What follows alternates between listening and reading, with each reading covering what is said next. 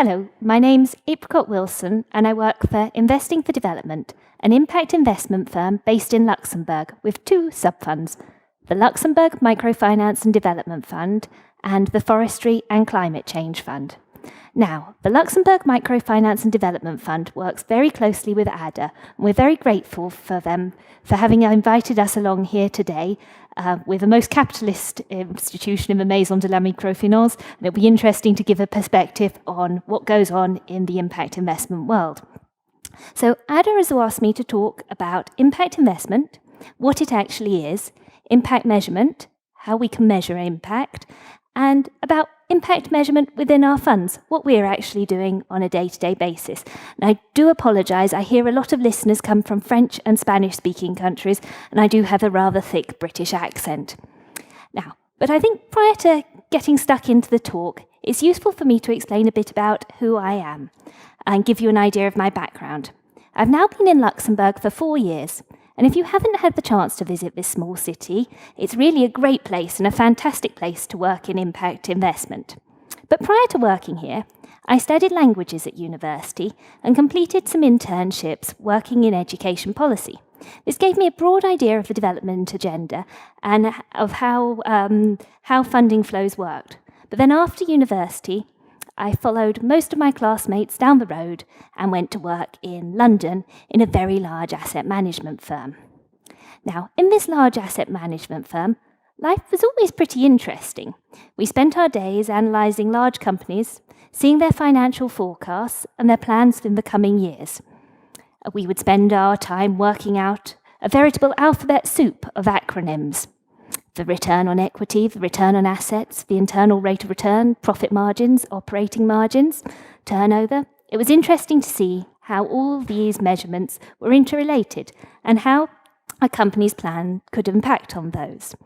But what was also clear to me was that the impact of lending a company money went far beyond the impact that could be calculated from the metrics we are looking at.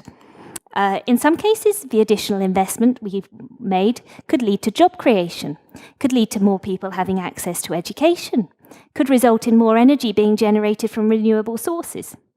In other cases, the impact we could have could be rather negative, such as increased carbon emissions or various forms of pollution, despite perhaps it being a financially attractive investment. I had unintentionally come across Ronald Cohen's theory of three-dimensional investment.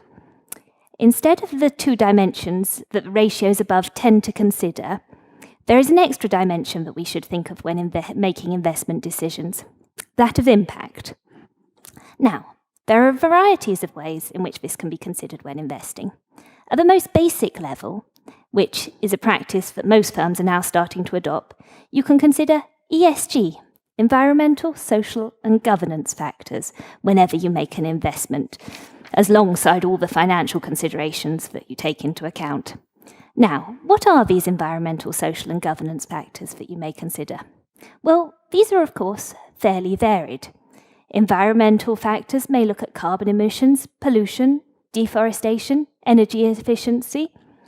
Social factors include, among others, human rights and labour practices, but also gender and diversity and community relations.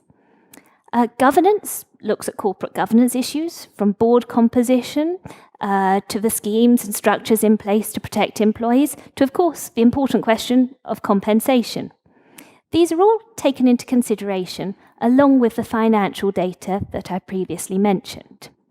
Now, you could take a slightly stronger view, socially responsible investing, SRI, which can in some ways be viewed as a do-no-harm approach. Instead of purely analysing the ESG factors above, you decide that certain ethical concerns cannot be included in the fund. You may choose not to hold companies which derive portions of their income, for instance, from tobacco, or take a strong stance on fossil fuels. One step up from this is impact investment.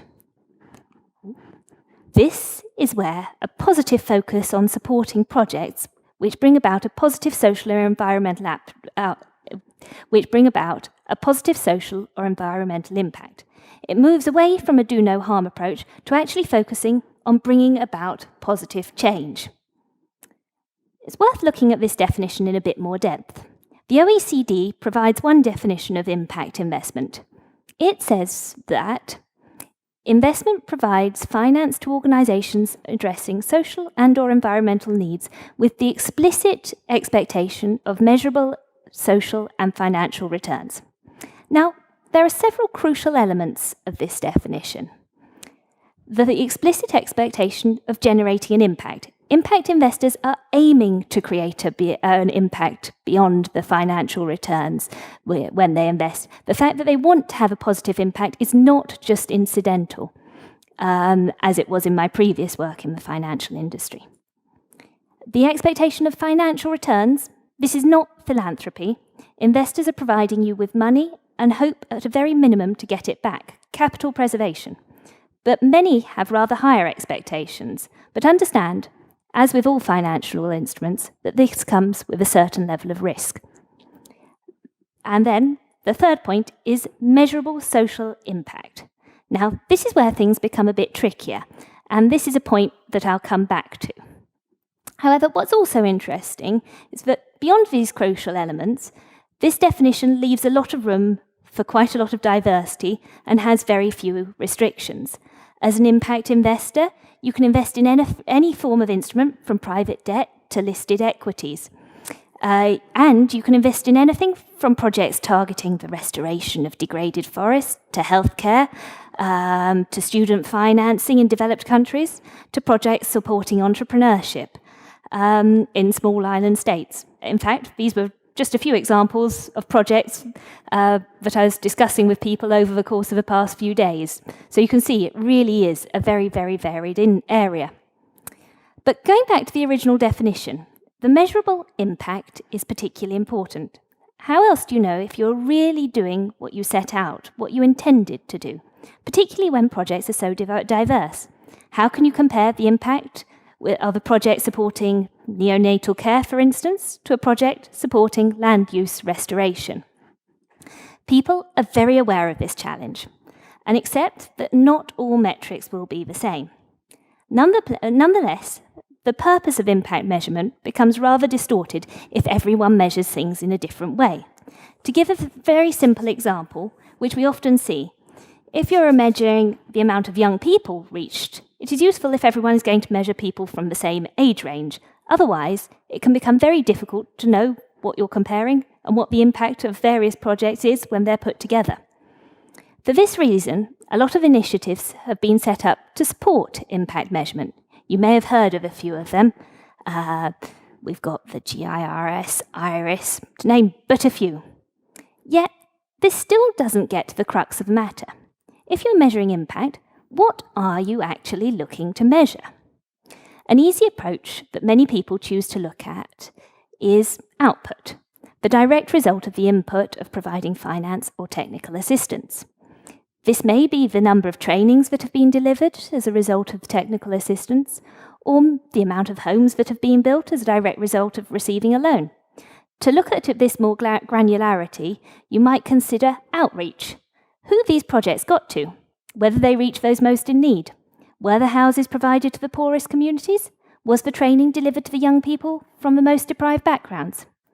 Yet, this just provides you with the result of giving financing. It does not demonstrate the effect that the financing has had. To do this, you need to look at outcomes. The medium-term consequences of the project towards well-being.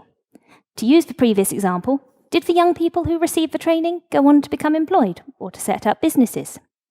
And then, in the end, you can look at impact, the long-term consequences the investment has had, and not only on those directly financed, but also on the broader community or environment.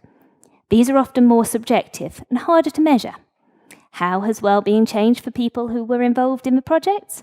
How has the attitude towards training changed among those in the community? Are we noticing more people generally being enrolled into training programs? Now, I have not actually finished my previous career story. It may not surprise you to find out that, given what I've been saying earlier, that I actually went out to work in an impact investment fund. So you may be interested to know what we actually do within our fund. Now, we run 2 sub-funds. They're quite different. We run the Forestry and Climate Change Fund and the Microfinance Fund. Our Forestry Fund started its days with two intended outcomes. It aimed to sequester 11 million tonnes of carbon and to generate 3,000 jobs. This provides a fairly easy way to measure the achievements of the fund, at least in theory. We look to see how much carbon our projects are sequestering and how many new jobs our fund is generating. Among other frameworks, these goals tie into the SDG framework and the IFC investment principles, helping us to measure our impact on a global context. As the fund was only launched recently, these figures remain fairly low, but for every project we invest in, this is something that we project to see how we are likely to do when it comes to meeting our targets. What is particularly crucial is considering what would have happened in a base case scenario. If we had not invested, would this impact have occurred anyway? We want to see the extent to which change has occurred as a result of our work. These core outcomes go hand in hand with various impacts. As this occurs over the longer term and is less easy to measure, our targets for this are less clearly defined. But this is something we continue to monitor, and over the course of our investment horizon and beyond, we look at this particularly in the three categories: social, economic, and environmental development. And within this horizon, we consider impacts such as socio-economic development of local communities, strengthening human capital, areas with high biodiversity, and so on.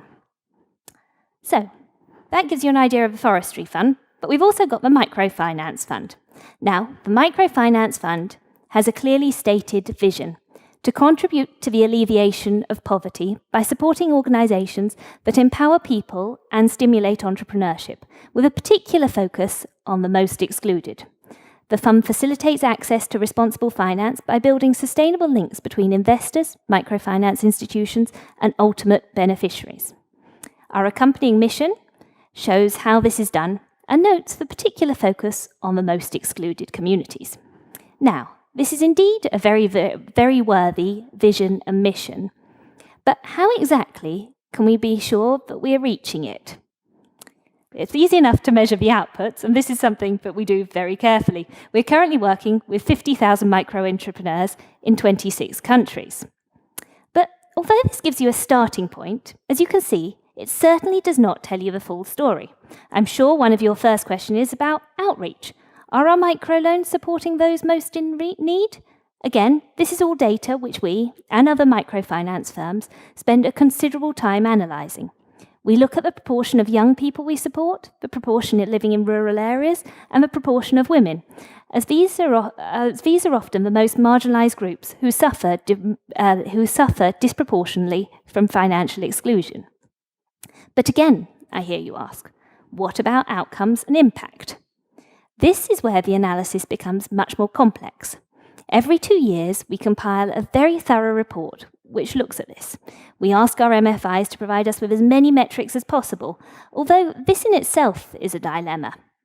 The extent to which MFIs should spend time and money gaining detailed impact data on, for instance, improvements in broad living conditions and the amount of time they should spend doing their core business is a very long and complex discussion.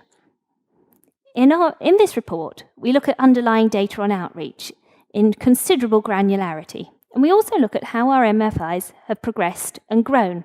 Where possible, we use case studies and demonstrate impact, and we're always very glad when a partner has had the chance to spend considerable time on the ground conducting an impact study.